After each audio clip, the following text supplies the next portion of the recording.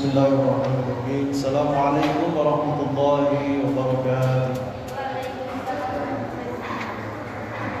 Alhamdulillah nahmaduhu wa nasta'inuhu wa nastaghfiruh wa na'udzu billahi min shururi anfusina wa min sayyiati a'malina. May yahdihillahu fala mudilla lahu wa may yudlil fala hadiya lahu.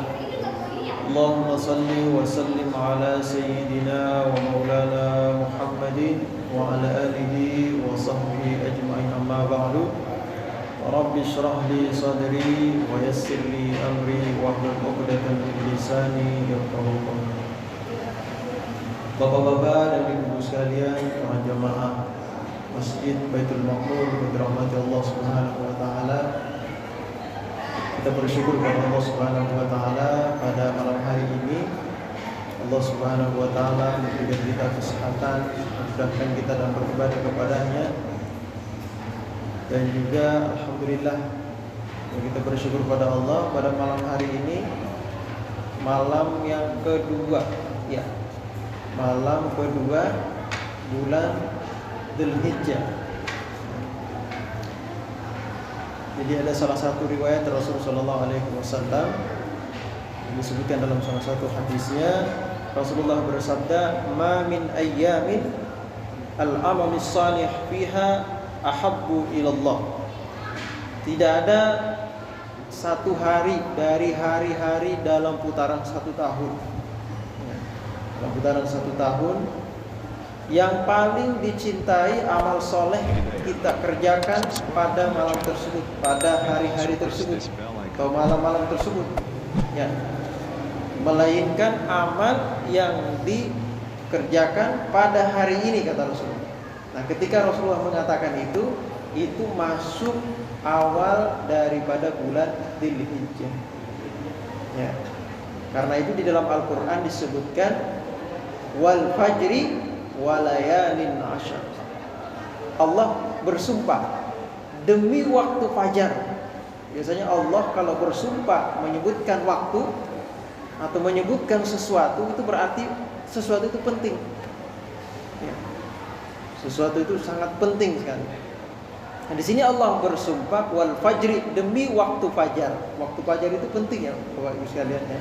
Waktu fajar itu waktu di mana Allah Subhanahu wa taala bertajalli, ya, turun memanggil hamba-hambanya. Siapa yang mau minta ampun, saya ampuni dosanya. Siapa yang minta rezeki, saya beri dia rezeki. Siapa yang meminta apa saja hajat-hajatnya, saya kabulkan hajat-hajatnya. Itu Allah Subhanahu wa taala, ya. Nah, di sini kemudian Allah mengatakan walayalin ashar, dan malam-malam yang 10. Para mufassir, para ulama tafsir menyebutkan maksud daripada malam-malam yang 10 ini adalah 10 malam pertama dari bulan Dzulhijjah. Malam dan siangnya, ya, itu menjadi malam dan siang yang mulia. Bahkan ulama mengatakan, ya, sebagian ulama mengatakan lebih mulia daripada 10 akhir bulan Ramadan. Kenapa? 10 akhir bulan Ramadan Allah tidak pernah bersumpah, tetapi ini Allah bersumpah demi malam-malam ini. Nah, itu pertanda mulianya tuh, ya. Karena 10 akhir bulan Ramadan itu dia menjadi mulia, itu sebabnya karena sebagian ulama berpendapat di sana diharapkan bisa kita peroleh Lailatul Qadar. Tapi sebagian ulama mengatakan tidak mesti di 10 akhir, ya. Di awal-awal juga kadang ada yang sudah dapat Lailatul Qadar. Berarti nggak mesti di akhir. Ada ulama berpendapat seperti itu. Nah, itu sebabnya kalau dibandingkan bahkan lebih mulia daripada 10 akhir daripada bulan Ramadan. Nah, 10 awal nih kita masuk nih, ya. Kita masuk 10 awal bulan Dzulhijjah. Jangan sia-siakan kesempatan. Bahkan para sahabat bertanya, "Ya Rasulullah, apakah keutamaan amal yang kita kerjakan di awal Dzulhijjah, 10 awal Dzulhijjah, ya, tanggal 1 sampai tanggal 10. Tanggal 10-nya kan kita hari Raya Idul Adha, ya. Apakah keutamaannya itu bisa mengalahkan berjihad di jalan Allah?" Ya. Kata Rasulullah apa? Walal jihad fisabilillah. Ya. Bahkan berjihad di jalan Allah tidak sanggup mengalahkan keutamaan amal yang kita kerjakan di awal daripada bulan Dzulhijjah. Nah itu. Ya. Ini keutamaan yang luar biasa yang diberikan Allah kepada hamba-hamba sampai guru kami almarhum Kiai Haji Ali Mustafa Yaqub, Profesor Kiai Haji Ali Mustafa Yaqub, beliau punya amalan dari guru beliau Kiai Hadri Idris Kamali, Kiai Haji Idris Kamali di Tebu Ireng. Ya. Beliau itu kalau masuk awal tanggal 1 Dzulhijjah, nah itu kebiasaan beliau menyiapkan makanan-makanan ya untuk sahur dan buka puasa buat santri. Disiapin tuh. Siapa yang mau puasa ya ketika masuk di awal Dzulhijjah, puasa tuh 9 hari puasa. Di tanggal 1 sampai tanggal 9 itu puasa tuh. Ya. Nah, itu beliau nyiapin tuh. Dan ini terbukti ketika beliau selesai dan juga punya pesantren kayak Ali Mustafa Yaqub. Selama saya di pesantren beliau itu, kita santri-santri itu disiapkan ya makanan untuk sahur dan buka puasa. Kalau sudah masuk tanggal 1 Dzulhijjah, siapa yang mau puasa didata berapa orang, disiapin makanannya. Ya, siapin buat sahurnya, siapin buat buka puasanya. Di situ khatam Quran itu kita. Khatam Quran dari tanggal 1 Dzulhijjah sampai tanggal 9 itu khatam Quran. Juz dibagi-bagi dari surah ini sampai surah ini. Besok malam, malam kedua surah ini sampai surah ini. Sampai nanti tanggal 9 hari Arafah. Nah, di situ khatam Quran. Nah, jadi lebih mulia ya daripada jihad fisabilillah. Kecuali kata Rasulullah, kecuali kalau ada orang keluar berjihad di jalan Allah memakai hartanya sendiri, ya beli kuda-kuda sendiri, senjatanya sendiri, kemudian dia gugur di medan perang, berjihad di jalan Allah, baru orang itu bisa menyamai keutamaan orang yang beramal di awal bulan Dzulhijjah. Luar biasa ya Pak ya, awal bulan Dzulhijjah. Kadang kita lewat aja nih. Yang diperhatiin apanya? Yang diperhatiin hari Arafahnya doang, tanggal 9. Padahal awal itu sudah masuk 10. Paling dianjurkan 8, 9. Ya. Yaumut Yaumut Tarawiyah. Ya.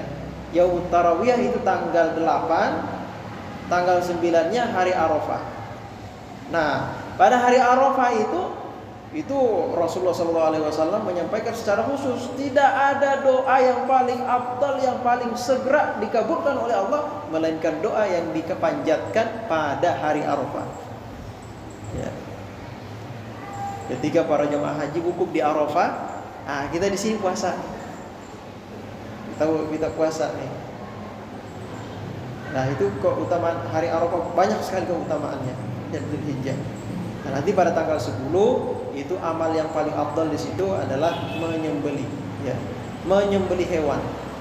Hewan apa saja yang halal untuk disembelih. Walaupun yang afdal yaitu kambing, sapi atau unta. Ya. Ada jenis-jenisnya. Sebagian berpendapat ayam juga boleh kalau nggak punya. Udah sudah ayam aja dah. Niatnya Hiraqatud dam. Hiraqatud dam itu menumpahkan darah, ya, menyembelih, menumpahkan darah, diniatkan persembahkan untuk Allah Subhanahu wa taala. Bagi orang yang tidak mampu. Kalau mampu jangan, ya. Mampu kambing udah kambing kan. Kalau mampu sapi, sapi. Sesuai kemampuan. Jadi amal-amal bulan Dzulhijjah. Tadi saya di WhatsApp sama Ustaz Subhan, disuruh ngisi malam ini. Biasanya malam ini yang ngisi siapa, Pak? Iya, Rusdi. Saya ngisi. Nah, tadi saya tanya, biasanya beliau ngisi apa nih malam Sabtu? Biasanya kajian Riyadhus Shalihin. Kata Ustaz Subhan, udah isi ini aja, isi kajian tauhid aja, sama aja kajian biasa malam Kamis. Jadi kita nyambung kajian yang biasa kita kaji di malam Kamis, kita kaji pada malam hari ini, ya. Ini tadi sekedar pembukaan agar kita nggak lupa nih. Sekarang udah malam kedua. Kalau ikut Muhammadiyah malam ketiga. Ya, beda nih pendapatnya, ada hari rayanya duluan. Karena memang penentuan tanggal 10 itu bagi orang-orang yang jauh dari daerah geografisnya itu jauh dari Mekah, nah, berarti ikut daerah masing-masing. Ya. Karena kemarin sistemnya tetap sistem ru'yatul hilal. Nah, ru'yah hilal tidak terlihat sehingga bulan Dzulqa'dah disempurnakan 30. Nah, karena sempurna 30, masuk tanggal 1-nya baru hari ini. Nah, kalau perhitungan hisab, ya, dia sudah masuk kemarin tanggal 1, sekarang tanggal 2 hari ini. Jadi hari rayanya ntar dia tanggal hari Sabtu, ya. Kalau yang lain kita yang rata-rata dari MUI diputuskan oleh MUI itu tanggal hari Ahad. Itu nggak jadi masalah. Ya, ini hanya perbedaan pendapat sama dengan hari raya Idul Fitri. Ya, masalah seperti ini hanyalah ibadah sunnah. Ya, kurbannya sunnah, sholat idnya juga sunnah. Ya, kalau kita mau sholat hari Sabtu boleh, mau sholat hari Ahad juga boleh, ya boleh. Karena ini ada pendapatnya, akan sesuai dengan keilmuan yang ada dan didukung oleh dalil-dalil yang ada. Ya, ini masalah khilaf saja. Boleh nggak saya sholat hari Sabtu terus sholat lagi hari Ahad? Dua-duanya sholat. Ya udah silahkan aja, ini baru sunnah, kan? Ya. Iya. Bagaimana dengan puasanya? Misalnya kan ya sholat itu berarti kita udah hari puasanya. Nah, bagi yang dibuat dalam satu bulan sholat, berarti kan mungkin mungkin di Mekah belum. Nah, itu dia. Jadi di sini memang dalam penentuan puasa hari Arafah ada perbedaan di kalangan ulama. Ada yang mengatakan puasa hari Arafah itu ya tanggal 9. Kapan tak masuk bulan di daerah kita itu, maka dihitung dari situ mulai pertama sampai tanggal 9. Gak ada urusan dengan orang wukuf di Arafah. Satu. Pendapat yang kedua, lihat Mekah. Kalau orang wukuf di Arafah, berarti hari itu sudah hari Arafah. Berarti kita puasa tanggal 9, besok hari raya berarti. Nah, ini pendapat ya. Nah, jadi besok nih lihat nih, mau ikut pendapat siapa terserah. Ya, tidak ada yang salah. Ya, itu khilaf di kalangan ulama. Sama pendapat Imam Malik dengan Imam Syafi'i. Yang satu habis wudu nyentuh perempuan batal wudu, Imam Syafi'i. Yang satu nyentuh perempuan gak batal wudu, Imam Malik. Kata yang satu, gak batal sholat, gak sah sholatnya nih nyentuh perempuan tadi. Kata dia, saya Imam Malik. Nah, di sini nggak boleh salah-salahin, ya. Kamu salah tuh, nggak benar tuh, nggak ada istilah gitu. Ini perbedaan pendapat, ya. Dan ini punya istinbat hukum masing-masing. Bukan berarti, waduh, berarti agama ini nggak jelas nih. Bukan begitu. Agama ini justru memberikan kemudahan kepada kita, ya. Terserah kita sebagai umat, ya sebagai orang awam memilih mana yang mudah, yang mampu bagi kita amalkan, itu yang kita pakai. Mungkin pada saat ini lebih ihtiyat kayaknya sih Imam Syafi'i lebih ihtiyat untuk saat ini.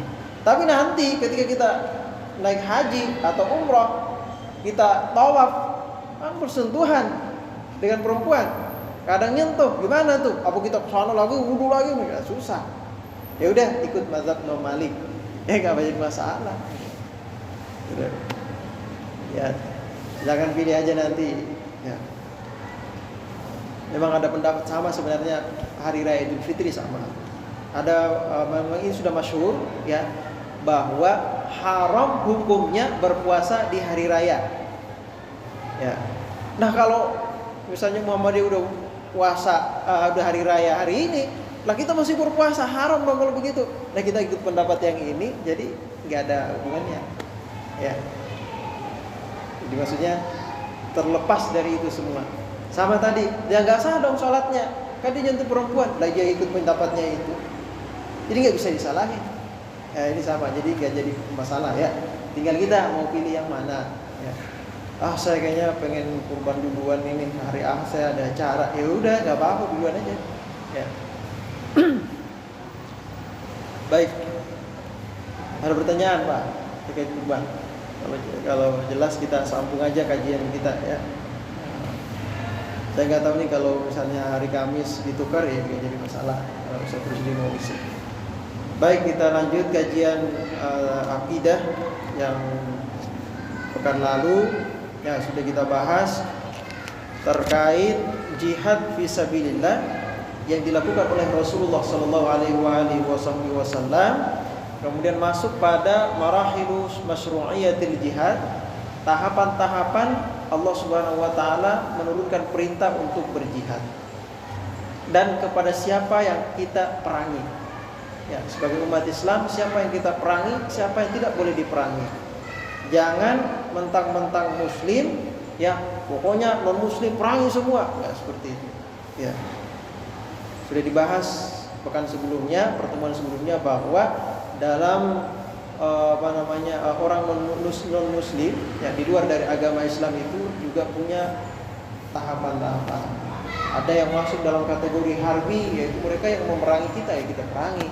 Tapi kalau mereka yang hidup bersama dengan kita, bertetangga dengan kita, ya berwarga negara sama dengan kita, selama dia tidak memerangi kita, kita nggak boleh perangi. Ya, tidak boleh perangi. Nah, jadi seperti itu ya.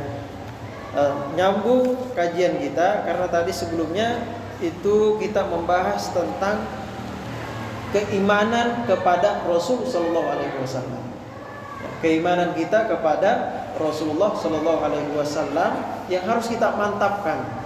Ya, kalau kita idola kepada seseorang, ya, padahal orang itu bukan suatu penyebab sehingga kita masuk Islam, kita dapat hidayah. Sedangkan Rasulullah merupakan salah satu asbab, ya, merupakan salah satu utusan Allah yang menyebabkan kita saat ini masuk Islam, dapat hidayah. Alhamdulillah. Maka sepantasnya kita idolakan. Nah, untuk menjadikan sesuatu atau seseorang itu menjadi idola, harusnya kita kenal, ya. Agar kemantapan keimanan kita semakin mantap, harus kita kenal siapa sebenarnya. Ya, seperti Allah, siapa sebenarnya kita sembah, harus kita kenal. Dan begitu juga dengan Rasulnya, siapa sebenarnya Rasulullah. Nah, Rasulullah ini sebelumnya sudah disebutkan bahwa beliau adalah seorang utusan Allah Subhanahu wa taala yang telah menunaikan amanahnya, menasihati umat, kemudian berjihad di jalan Allah, haqqal jihad, dengan sebenar-benarnya dalam rangka menyampaikan syariat ini kepada umat manusia. Nah, selanjutnya wa annahu shadiqun aminun. Nah, Rasulullah sallallahu alaihi wasallam yang kita yakini beliau ini adalah orang yang sangat jujur. Karena tidak akan diangkat seorang nabi dan rasul melainkan dia harus memiliki sifat jujur. Melainkan dia harus memiliki sifat jujur.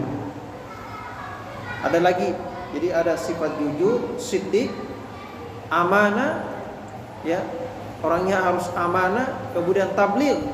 Tabligh itu dia harus bisa menyampaikan risalah yang disampaikan oleh Allah kepadanya untuk disampaikan kepada semua umat. Tidak ada yang disembunyikan, tidak ada yang ditutup-tutupi. Kemudian orangnya harus cerdas, fatana, harus cerdas. Jadi semua nabi dan rasul itu pasti cerdas, pasti amanah, pasti jujur. Ya, itu yang harus kita tanamkan.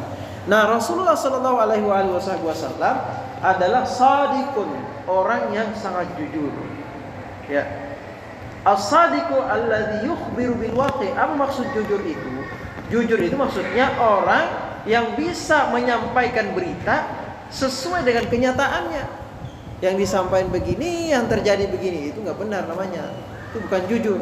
Namanya jujur itu apa yang disampaikan sesuai dengan kenyataannya, itu namanya jujur. Nah, apa yang Rasulullah sampaikan kepada umatnya, itulah yang sesuai dengan kenyataannya. Kalau Rasulullah mengatakan ada siksa kubur, berarti ada itu. Kalau Rasulullah mengatakan ada surga, berarti ada neraka, ya ada. Itu kejujuran Rasulullah, gak ditutup-tutupin, gak. Ya. Nah, harusnya kita percaya kalau orang itu jujur, maka konsekuensinya harusnya kita percaya. Ya. Bahkan bukan juga percaya, tapi yakin. Kalau itu orang yang benar-benar masuk dalam kategori as-siddiqin, ya, yang sudah bergelar as-sadiqul amin, nah harusnya kita bukan hanya sekedar percaya, tapi benar-benar yakin, tanamkan dalam diri kita bahwa apa yang disampaikan Rasul itu benar. Ya. Al-Quran yang disampaikan oleh Rasulullah kepada kita semua itu semuanya benar, bukan karangan Rasulullah. Itu benar dari Allah. Jadi itu maksud daripada ini. Jadi agar orang tidak mengatakan bahwa itu bikin-bikinan Nabi itu. Rasulullah aja nggak bisa membuat Al-Quran. Ya, apalagi orang lain. Ya, itu semua Rasulullah hanya sebagai perantara. Kalamullah disampaikan. Ya. Kalamullah ini sampai kepada Rasulullah untuk disampaikan kepada umat. Faqad saddaqa sallallahu alaihi wasallam fi da'war risalah. Nah, Rasulullah sallallahu alaihi wasallam mengaku sebagai nabi dan rasul utusan Allah itu benar. Ya. Bukan dongeng, bukan cerita saja, tapi itu benar apa adanya, sesuai dengan kenyataan. Ya. Kisah-kisah yang sampai pada kita, sirah Rasulullah, ya, perjalanan hidup Rasulullah, ya, yang disampaikan oleh para ulama dan sudah teruji beritanya itu benar, itu semuanya mesti kita yakini. Dan seperti itulah Rasulullah sallallahu alaihi wasallam. Wa fil ahkam syar'iyyah, apalagi terkait dengan hukum-hukum syariat yang disampaikan oleh Rasulullah, harus kita yakini bahwa itu benar. Benar apa adanya, wa ghairiha, dan lain-lainnya yang bersumber dari Rasulullah.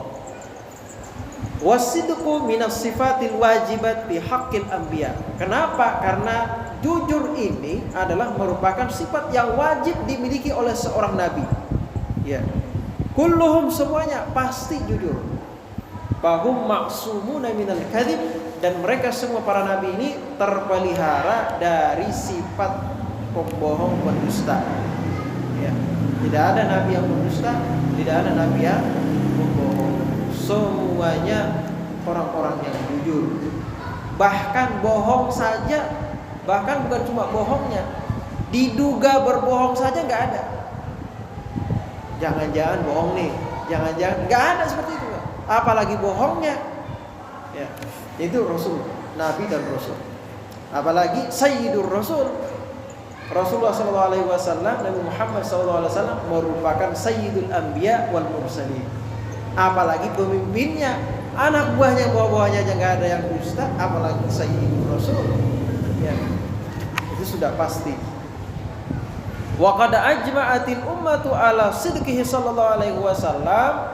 Tidak ada satu ulama pun yang mengatakan bahwa Rasulullah itu tidak jujur.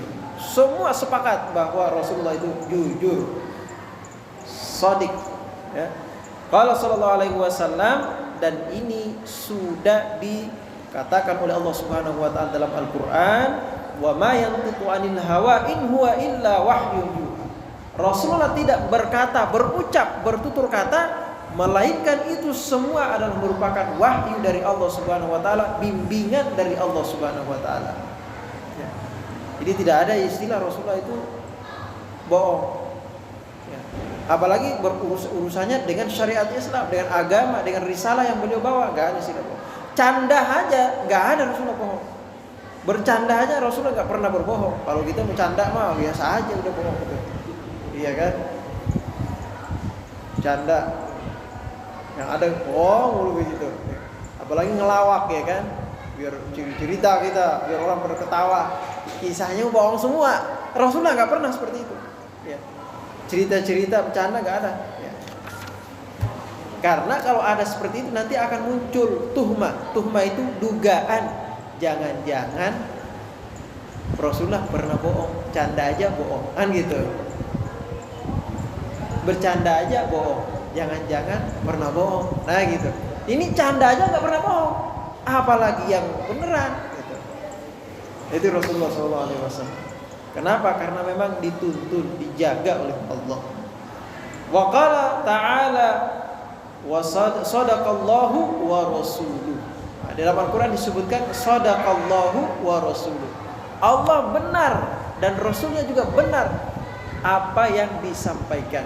Semuanya benar. Jadi tidak ada dusta. Itu pernah Rasulullah SAW canda itu nggak bohong.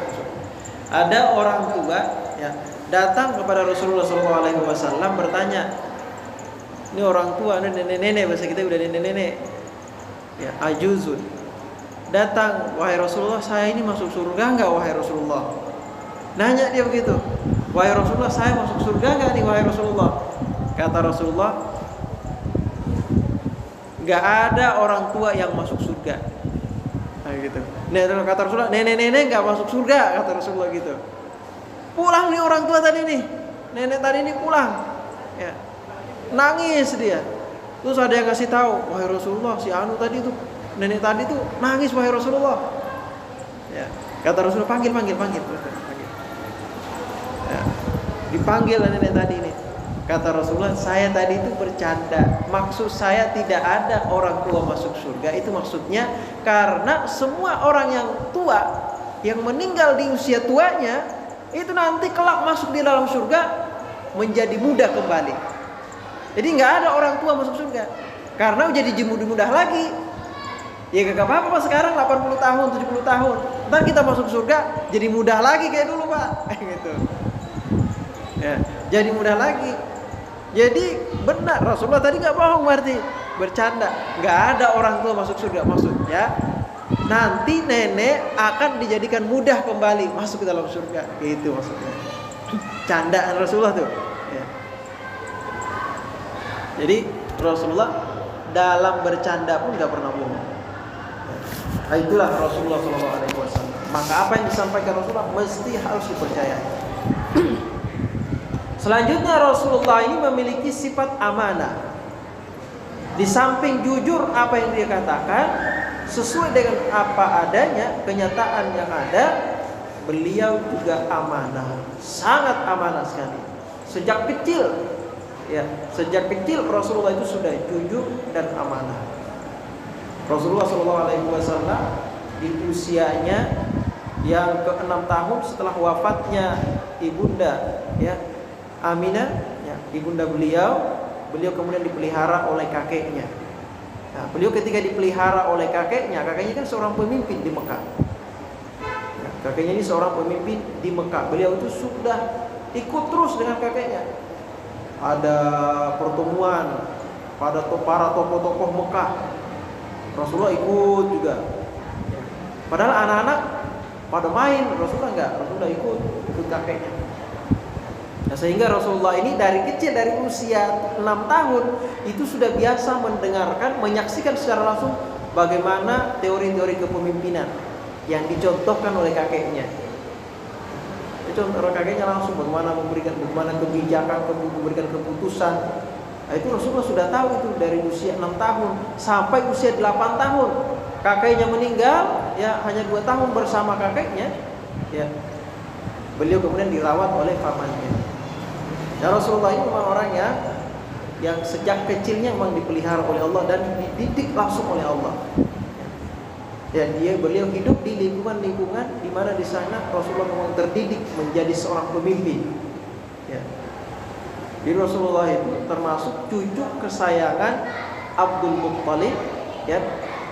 Yang beliau ini kalau datang ke Darun Nadwa itu tempat pertemuan tokoh-tokoh Mekah gitu di waktu itu, ya.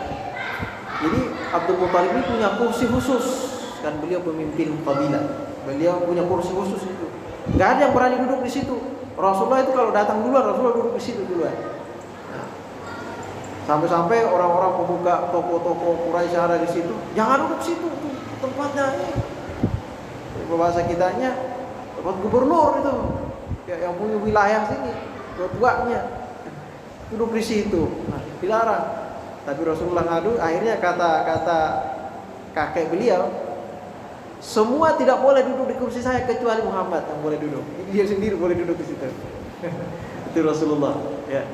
Dari situ beliau setiap ada pertemuan pasti tahu. Nah itu pendidikan beliau. Setelah wafatnya kakek beliau, beliau diasuh oleh pamannya Abu Thalib, Abi Thalib ya, atau Abu Thalib, selama dalam jangka usia beliau berusia 8 tahun sampai 25 tahun sampai beliau menikah. Ya. Walaupun sebenarnya beliau itu sudah mandiri. Ya. Di usianya yang ke-8 tahun, ya karena kondisi Abu Thalib ini memang orang miskin, ya, orang yang tidak mampu, ya, sehingga beliau itu berinisiatif untuk membantu pamannya. Ya, beliau ini Abu Thalib ini seorang yang suka dititipi barang oleh penduduk-penduduk di Mekah. Kadang ada orang datang nitip barang gitu. Datang nitipin kambing, domba, disuruh dipelihara. Tolong jagain domba saya. Nah disitulah Rasulullah berinisiatif membantu paman beliau ikut menggembala domba, menggembala kambing, dititipin, jagain. Sebenarnya Rasulullah juga sudah pernah menggembala kambing sebelumnya. Ya, kambingnya Halimatus Sa'diyah. Ya. Nah Rasulullah kemudian di situ belajar bagaimana amanah. Bagaimana amanah. Nah dari sini sampai usia Rasulullah itu 21 tahun, ya. Rasulullah kemudian beralih dari tadinya menggembala domba, menggembala kambing, kemudian Rasulullah kemudian berusaha, berbisnis, berdagang. Ya. Di usia 21 tahun. Jadi beliau membeli barang, ya, membeli barang di tempat beliau beli barang itu kalau baru-baru ini disebut Pasar Seng. Yang pernah berhaji pernah Pasar Seng. Kalau sekarang udah nggak ada, itu diratain. Nah, dulu namanya Pasar Seng namanya. Nah, itu sekarang udah nggak ada. Ya, pernah Pak satu Pak? Nah itu pasar sekarang udah nggak ada, itu diratain. Nah itu tempat itu pasar dari zaman Nabi, itu dari zaman dulu itu.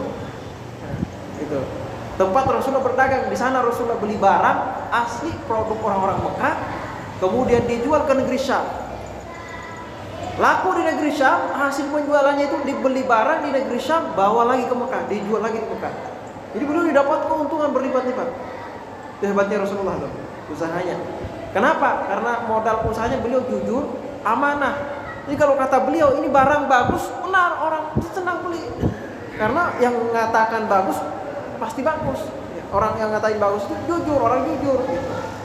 Kalau kita kan beli, benar nggak nih bang, ini bagus nih? Iya benar, baru ini bagus nih. Jadi kita coba mau ke rumah, baru 2 hari udah rusak kan itu. Kalau Rasulullah enggak, ya, karena kejujuran Rasulullah nih, ya, orang percaya barang laku. Dan Rasulullah ini amanah, ya. Rasulullah amanah. Pertama kali Rasulullah SAW itu berdagang, ya, itu ada salah seorang pengunjung ke Mekah, karena Mekah itu Ka'bah itu kan tempat kunjungan dulu, ya. Orang-orang luar datang masih agama yang dibawa oleh Nabi Ibrahim, orang-orang masih mengelilingi tawaf di Ka'bah gitu. Walaupun syariatnya beda, ya. Masih syariatnya Nabi Ibrahim. Orang-orang tawaf datang mengelilingi Ka'bah. Nah, orang datang ini kemudian membeli barang jualan dagangannya Rasulullah. Kemudian kata orang tersebut, wahai Muhammad, wahai Rasulullah, ya, belum disebut Rasulullah, dulu masih disebutnya Muhammad, masih kecil kan. Wahai Muhammad, ini saya beli barangnya, ini uangnya, tapi saya mau tawaf dulu. Ya, ini barang saya titip dulu ya, nanti habis tawaf saya mau ambil barang ini. Ya. Akhirnya apa? Rasulullah kemudian menunggu. Ya udah saya tunggu ya, tunggu saya di sini ya, kata orang itu. Tunggu saya di sini. Akhirnya orang tersebut tawaf. Setelah tawaf, orang ini lupa, langsung pulang ke negerinya. Ya, langsung pulang ke negerinya. Setelah 3 hari baru ingat, barang saya ternyata sudah saya titipin kemarin yang saya beli. Nah ini setelah 3 hari di kampungnya. Dalam riwayat disebutkan perjalanan ke kampungnya itu 3 hari, berarti sudah 6 hari baru ingat. 6 hari baru ingat, barang saya titipin sama Muhammad, lupa diambil. Balik lagi ke Mekah, 3 hari perjalanan, berarti 9 hari. Ya, 9 hari sampai orang ini di Mekah. di tempat di mana dia membeli barang tersebut kepada Muhammad, ya, kepada Rasulullah, dilihat Muhammad Rasulullah masih ada di situ nungguin. Dia bertanya, wahai Muhammad, apakah kamu selama beberapa hari ini menunggu saya di sini? Kata Rasulullah, iya saya menunggu engkau karena engkau menyuruh saya menunggu, jadi saya tunggu. Nah ini saking amanahnya nih Rasulullah nih. 9 hari Rasulullah nungguin orang tersebut datang ngambil barangnya. Karena ini titipan orang. Kalau kita mah, mana nih orang ini, udah bawa aja deh pulang. Bawa pulang aja udah. Gak datang udah kita ambil aja. Gak ada, Rasulullah gak seperti itu. Rasulullah saking amanahnya tungguin orang itu datang ngambil. Nah dari sanalah pertama munculnya tersebar berita bahwa ada orang di Mekah namanya Muhammad, saya titipin barang 9 hari, itu barang gak rusak, aman, terjaga. Bahkan saya datang orangnya masih di situ nungguin. Tersebar di mana-mana bahwa si Muhammad orangnya amanah. Disitulah Rasulullah kemudian disebut Al-Amin, ya, bisa dipercaya. Kalau orang nitip barang dipercaya pasti aman.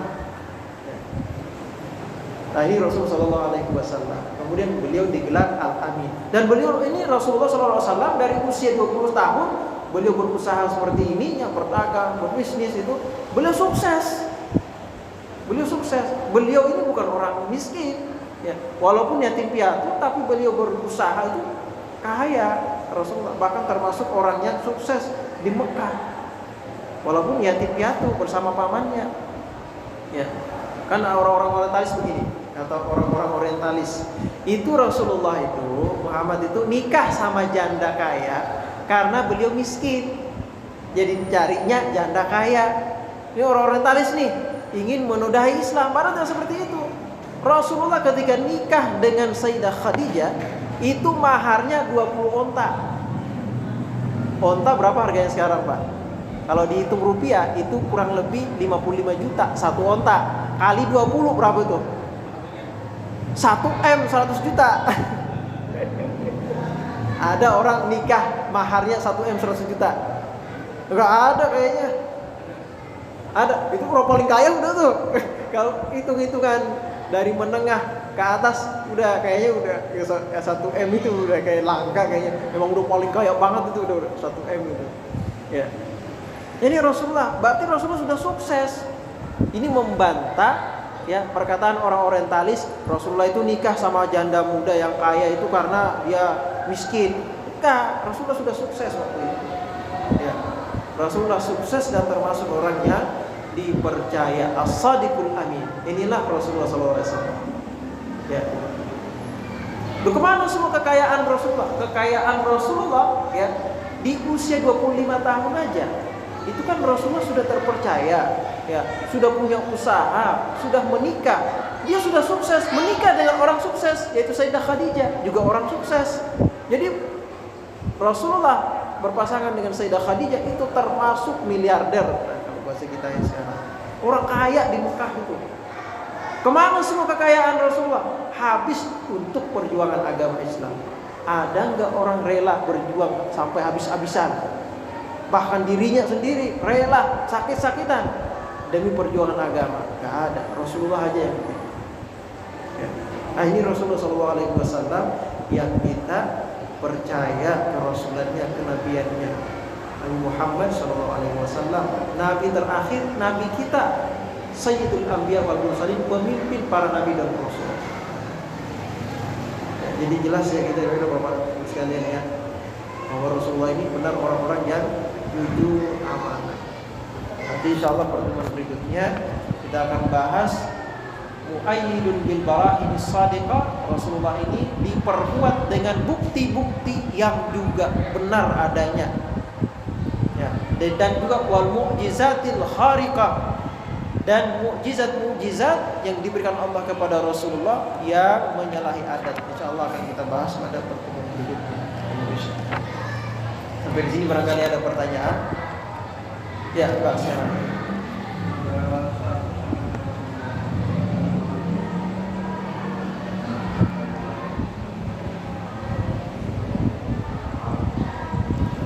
Ya, Pak, amalan tanggal 1 sampai tanggal 9. Amalan apa saja maksudnya?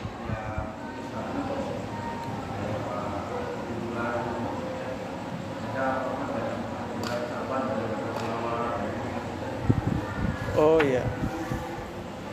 Kemarin tadi subuh Masjidul Yakin kita tuh dapat lembaran ini dari, kalau nggak salah, dari salah satu kitab, dan juga amalan-amalan diberikan dari Yaman.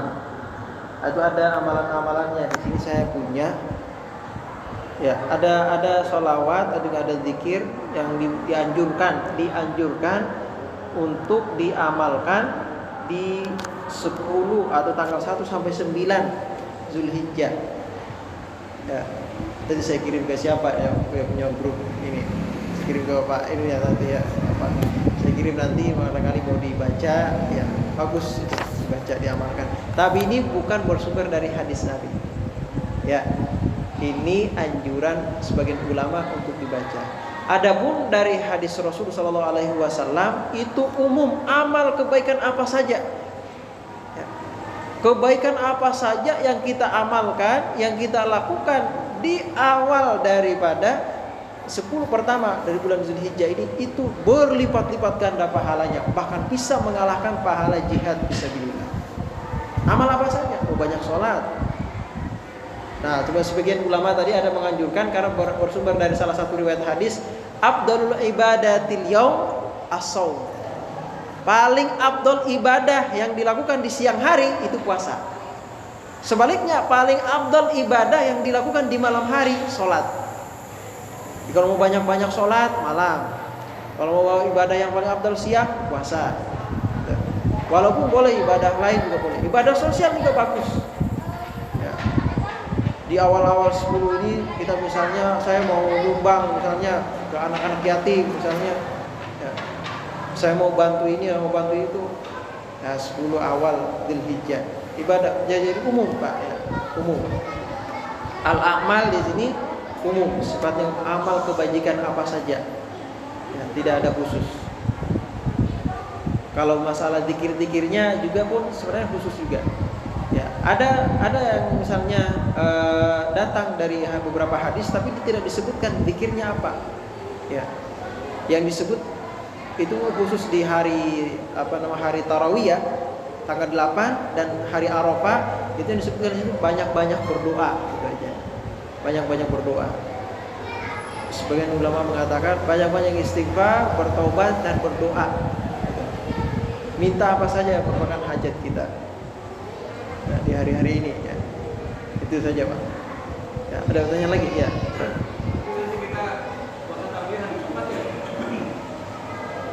Kalau kita ikut yang harinya tanggal 2 berarti ya. Berarti Jumat nanti. Bukan. Kamis Jumat tarawiyahnya. Nah, tarawiyahnya kan hari tanggal 8-nya. Tanggal 9-nya kan hari Jumat, itu kan berarti hari Arafah. Sabtunya hari raya. Kalau ikut yang hari ini tanggal 2. Kalau yang ikut hari ini tanggal 1, berarti nanti Jumatnya baru tarawih, Sabtunya baru Arafah, Ahadnya baru hari raya. Nah, hari ini, bulan ini, menurut kabar yang ada dari Mekah ya, itu termasuk Hajjul Akbar. Hajjul Akbar itu maksudnya apa? Hari Arafah yang bertepatan dengan hari Jumat. Nah, itu. Ketika orang-orang wukuf di Arafah itu bertepatan dengan hari Jumat. Itu masuk dalam kategori Hajjul Akbar. Nah, ini menurut ini berarti yang kena pendapatnya di sini ya, itu Muhammadiyah. Jadi orang-orang di Mekah wukuf pada hari Jumat, kita puasa tuh. Ya. Wukuf di Arafah menurut kabar hari Jumat. Jadi kalau hari Jumat kan berarti masuk Hajjul Akbar. Ya. Nah, dulu ini sebenarnya pernah terjadi juga sebelumnya ya. Muhammadiyah lebarannya duluan, belakangan. Wukuf di Arafah, sudah diwukuf di Arafah, kita baru tanggal 8. Ya, harusnya sudah puasa Arafah. Tapi itu kita mau pilih yang mana boleh saja, mau ikut yang mana. Ya. Ini masalah ikhtilaf. Ada pertanyaan lagi? Kira-kira. Adapun berkenaan dengan masalah ini, beberapa pendapat, kalau mau berkurban jangan potong kuku, jangan potong rambut, Ya, jangan potong-potong dulu dah. Ya, semua aja cabut-cabutin dulu. Nanti habis nyembeli baru ini. Itu riwayat hadisnya mauquf. Hadis mauquf. Mauquf itu artinya hanya sampai pada sahabat, bukan dari ucapan Nabi. Sahabat yang mengucapkan. Menurut riwayat salah satu istri Nabi yang mengatakan kalau mau berkurban jangan potong kuku, jangan potong rambut. Karena tafaulan ketika kita memotong baru semua baru dipotong. Tapi kalau misalnya ikut pendapat at-tahuru syatrul iman, kebersihan sebagian daripada iman. Termasuk at-tahara itu adalah potong kuku, bersih-bersih, hari-hari cabutin tuh biar gak panjang gitu misalnya. Nah, itu enggak ada masalah. Ya. Baik, sampai di sini kita masuk waktu Isya. Kita tutup dengan baca suratul Fatihah. Mudah-mudahan kita semuanya di awal bulan Dzulhijjah ini ya diberikan kemudahan untuk beramal, kemudahan untuk beribadah kepada Allah Subhanahu wa taala agar kita bisa memaksimalkan kesempatan untuk melipatkan amal ibadah kita di bulan ini ya, bulan Dzulhijjah.